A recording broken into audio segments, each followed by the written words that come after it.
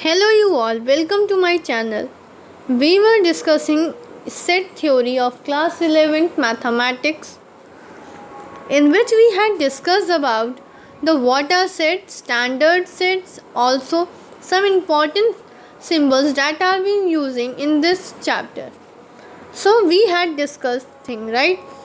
Now we have to discuss the representation of the set. Representation of the set can be done in the three ways. देखिए, set builder form,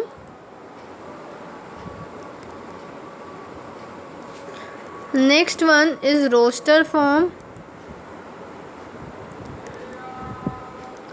and next is your visual representation. Fine. Now we have to done one by one about all the three. So starting from the roster form. Roster form is the one of the easiest thing and it is also known as tabular form. ठीक है. सो इसको हम braces के अंदर pack कर देते हैं. यहाँ पे हम कोई एलिमेंट लिखेंगे which are separated by commas. Fine. इनको हम कॉमा से सेपरेट करते हैं. एग्जाम्पल के तौर पे a is equals to brace में 1, 2, 3 so on. As you can guess, this is an natural set, right. तो अगर मैं इसी को सेट बिल्डर फॉर्म में लिखना चाहूँ तो कैसे लिखेंगे? सो यस, बहुत सारे बच्चों को समझ में आ गया होगा कि सेट बिल्डर फॉर्म में हम इसे वर्ड्स में लिखेंगे, राइट. सो अब इसे हम लिखेंगे कि a is equals to brace में x such that x belongs to n, है ना. तो this is your set builder form. और इसी को अगर मैं विजुअल फॉर्म में लिख दूँ, if I am writing this in visual form, then you can see कि I have to make one oval and have to write 1, 2, 3, 4 so on. But we are not writing this it's like this. We will write n and either a, because this one is we can write but we are not representing the finite values, right. Finite values means countable values तो है, यहाँ पे सिर्फ हम countable values को ही लिख सकते हैं. So now moving towards the next, what are the types of sets? Type of sets में हमको बहुत डिफरेंट टाइप ऑफ सेट्स के बारे में पढ़ना है. Starting from finite sets. Finite sets कौन से सेट्स होते हैं? जो काउंट किए जा सकते हैं. काउंटेबल सेट्स को हम फाइनाइट सेट्स बोलते हैं, ठीक है.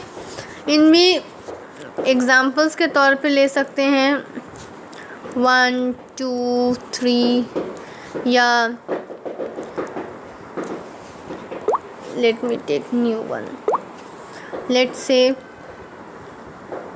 S is equals to A, E, I, O, U, है ना.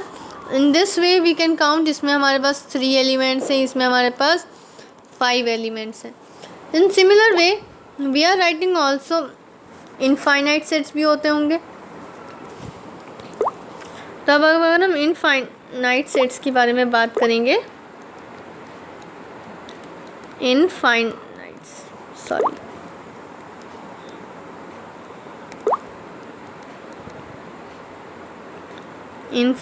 सेट्स. इनफाइनाइट सेट्स वो सेट्स होते हैं जो अनकाउंटेबल होते हैं, ठीक है. अनकाउंटेबल सेट्स होते हैं जैसे सेट ऑफ नेचुरल नंबर, हमने तो अभी पढ़ा था. सिमिलरली R ले लो, W ले लो, Q ले लो, T ले लो. These all are the example of your infinite set. Example है. Fine. Now we have to study some thing. जैसे अब सिंगलटन सेट समझते हैं. What is singleton set? Singleton set. इसका जो कार्डिनल नंबर होता है, कार्डिनल नंबर मतलब कितने सेट्स इसमें प्रेजेंट हैं, कितने नंबर के सेट प्रेजेंट हैं. तो सबसे पहले इसमें हम देखेंगे, जैसे मान लो इसमें एक ही एलिमेंट है, दिस इज़ 0 है, this is your one set, one element present है तो इसमें एक ही हुआ. अब जैसे अगर मैं बोल दूँ x such that x is positive root of x minus 4 x square minus 4. ठीक है, तो अगर इसको मुझे सॉल्व भी करना आना चाहिए. इसको सॉल्व करने के लिए x प्लस 2 करेंगे, x माइनस 2 करेंगे. ठीक है, 0 के इक्वल भी रखेंगे और जब सॉल्व करेंगे तो x की वैल्यू एक बार -2 आएगी, एक बार 2 आएगी. बट वी आर नोइंग कि हमें तो यहाँ बस एक ही सेट लेना है. और कौन सा लेना है? पॉजिटिव वाला. कौन सा लेना है? पॉजिटिव वाला. अगर हमें पॉजिटिव लेना है तो वी आर टेकिंग x की वैल्यू 2. और अगर मैं इसको सेट के फॉर्म में लिखूँगी लाइक दिस, तो इसमें कितने एलिमेंट प्रेजेंट हैं? ओनली 1. सो अगर यहाँ पे 1 एलिमेंट प्रेजेंट है, इसका मतलब ये एक तरीके का सिंगलटन सेट है. ठीक है, अब हम नल सेट को जानते हैं. नल सेट, इसी को हम वॉइड सेट भी कहते हैं, एम्प्टी सेट भी कहते हैं. ठीक है, null set, void set, empty set. इसमें हम ये कह सकते हैं no element exist. No element exist. Why I am saying this? मत यहाँ पे कोई भी एलिमेंट एग्जिस्ट नहीं करता. या ऐसे कह, ये इसकी रिप्रेजेंटेशन होती है. ठीक है, ये इसका रिप्रेजेंटेशन है. This is your representation. And example के तौर पे देख लो कि positive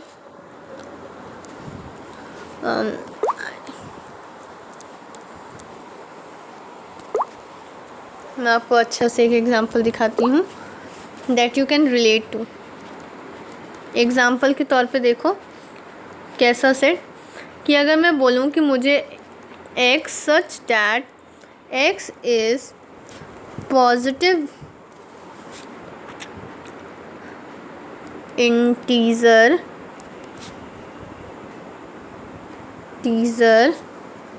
less than 0. If I am saying this, can you guess कि अगर यहाँ पे ये है तो ऑब्वियसली हम सब तो जानते हैं नंबर लाइन में तो इधर पॉजिटिव होता है, इधर नेगेटिव होता है, यहाँ पे 0 होता है. 0 से लेस देन मतलब 0 से छोटा. इधर वाला नंबर, इधर तो सब नेगेटिव होते हैं, इधर तो पॉजिटिव हो ही नहीं सकता. तो इसका आंसर जो आता मेरा वो नल सेट आता. हम क्या लिखते? ऐसे 5 लिख देते इसके आंसर में. ठीक है, अब आ गया होगा. Hope I am clear to you. So अब हम लोग कार्डिनल नंबर थोड़ा सा जान लेते हैं. कार्डिनल नंबर जानना ज़रूरी है, उसके बाद हम आगे पढ़ेंगे. तो सबसे पहले कार्डिनल नंबर जानो. कार्डिनल नंबर, ठीक है, ये कार्डिनल नंबर किस टाइप का होता है? देखो, इसको कहते हैं number of element present. Number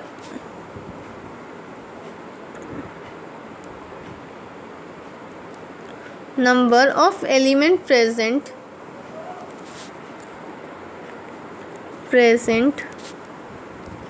in a set. Let's suppose कि मेरे पास A में 1 2 3 4 एलिमेंट्स आर प्रेजेंट। तो इसको हम ऐसे लिखेंगे n a is equals to 4। इसको हम इस तरीके से लिखते हैं। इसी को हम ऑर्डर ऑफ भी लिख सकते हैं, है ना। Order of a is 4। I think you are all are getting to me, है ना। उसके बाद आता है इक्वल सेट।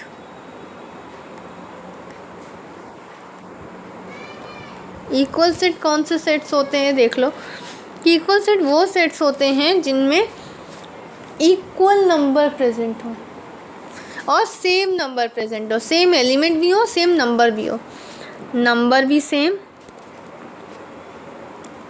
और एलिमेंट भी सेम। ठीक है, अब देख लो नंबर और एलिमेंट सेम कैसे हो सकते हैं, एग्जाम्पल के तौर पे समझते हैं। a is equals to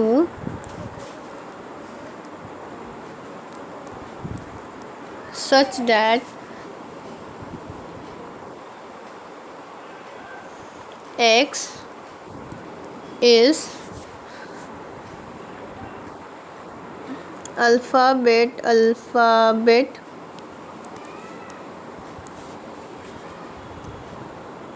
and let's say moon। ठीक है, और b को देख लो कि यहाँ पे ऐसे लिख दिया हो। क्या दोनों सेम हैं? बहुत सारे बच्चे सोच होंगे मैम ये सेम कैसे हो सकता है।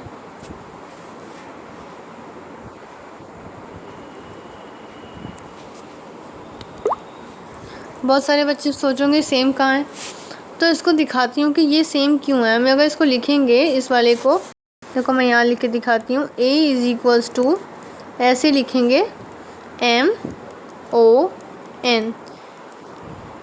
यहाँ पे क्या होता है कि हम सिर्फ एक एलिमेंट को एक ही बार लेते हैं, चाहे वो कितनी बार भी रिपीट हो।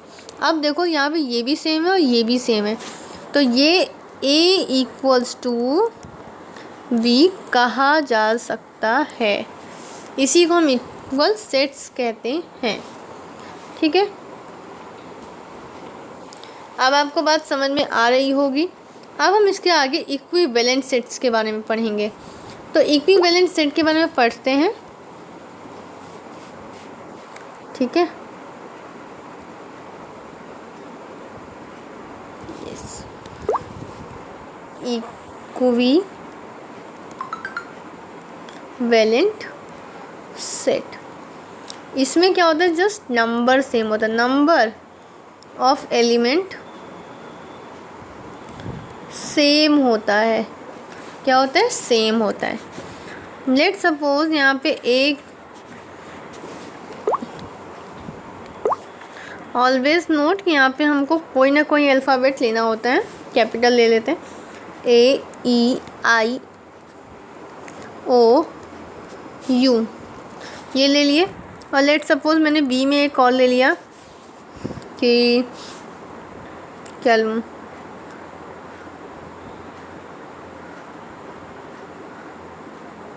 लेट सपोज 5 10 15 एंड 20 ले लीजिए, 25 भी ले लीजिए क्योंकि आपको 5 करना है ना। हाँ, अब देखो ये इक्विवेलेंट है, इसमें नंबर सेम है लेकिन इनके ये चीज़ नहीं सेम है, इसलिए इनका हम इसको लिखेंगे N A equals to N B। ठीक है, इक्विवेलेंट सेट में और इक्वल सेट्स में यही डिफरेंस है कि हम इक्विवेलेंट सेट में तो n इक्वल करते हैं, लेकिन हम जैसा कि मैंने अभी इस वाले सेट में किया, इक्वल सेट्स में देखो कि मैंने क्या किया, इनके हमें यहाँ पे ये भी देखना है कि दोनों सेम है कि नहीं है। इनमें अगर यहाँ पे मून की जगह FLOM हो जाता, ठीक है, अगर मैं ये वर्ड ले लेती तो कभी सेम नहीं होता, तो ये नॉट इक्वल सेट्स आ जाता है। खैर मैंने तो आपको इक्वल सेट्स के बारे में बताना था। So without wasting our time we move further. Okay, अब हमने इतना तो पढ़ लिया, इक्वल सेट, इक्विवेलेंट सेट्स. तब आपको चीज़ें बहुत हद तक क्लियर होती जा रही हैं, राइट. तो हमने इक्वल सेट्स, इक्विवेलेंट सेट्स और बहुत सारे टाइप ऑफ सेट्स के बारे में पढ़ा है. अब हमें इसके आगे इंटरवल पढ़ना है. सो इंटरवल के लिए आपको नेक्स्ट लेक्चर का वेट करना होगा. नेक्स्ट लेक्चर में हम इंटरवल के बारे में पढ़ेंगे, जो कि बहुत बहुत बहुत इम्पॉर्टेंट होता है. हम उसमें क्लोज, ओपन और सेमी क्लोज ब्रैकेट्स के बारे में पढ़ेंगे. उससे पहले अगर आपने मेरी वीडियो को लाइक नहीं किया है तो अभी लाइक करिए. अगर आपको अच्छी लगी तो शेयर करिए अपने फ्रेंड्स के साथ कि ज़्यादा से ज़्यादा लोग इसे पढ़ें और अच्छे मार्क्स स्कोर करें. सेकेंडली, अगर मेरे चैनल को अभी तक सब्सक्राइब नहीं किया है तो सब्सक्राइब भी करिए, ताकि आपको लेटेस्ट अपडेट मिलती रहें और मुझे ऐसी अच्छी अच्छी वीडियो बनाने के लिए मोटिवेशन मिलते रहे. इफ़ यू वांट, अगर कोई भी क्वेरी होती, if an query occurs, then you can ask in the comment section. Okay, और don't hesitate to ask at any time. I will answer you, whether you are seeing is 1 month ago या 5 month ago. I have no issue, you can ask anytime. I will be very happy if you are asking me something, and if you have any query you can ask me. I will help you in your studies. Okay, so आज के लिए इतना ही. Next lecture में हम मिलेंगे और हम interval को आगे कंटिन्यू करेंगे. फिर हम लोग उसकी कुछ प्रॉपर्टीज़ के बारे में पढ़ेंगे और फिर कुछ एनसीईआरटी के इम्पॉर्टेंट क्वेश्चंस विथ हम कुछ जेईई में आए हुए क्वेश्चंस को भी सॉल्व करेंगे. Okay, thank you.